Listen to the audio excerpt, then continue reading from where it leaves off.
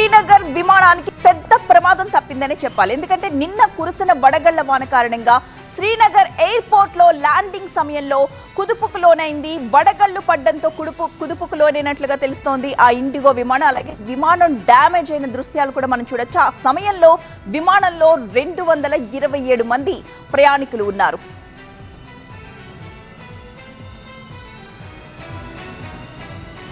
Landing సమయంలో విమానం damage అయిన దృశ్యాలు మనం చూడొచ్చు. భారీగా కుదుపులకు లోనైంది ఆ ఇండిగో విమానం. ఆ సమయంలో లోపలున్న ప్రయాణికులందరూ కూడా ఒక్కసారిగా భయభ్రాంతులకు గురయ్యారు. ఏం జరుగుతుందో వారికి అర్థం కాలేదు. ఢిల్లీ శ్రీనగర్ విమానం ఇది. శ్రీనగర్ ఎయిర్పోర్ట్ లో ల్యాండింగ్ చేస్తూ ఉన్న సమయంలో వడగళ్ల వాన పడ్డంతో భారీ కుదుపులకు లోనైంది.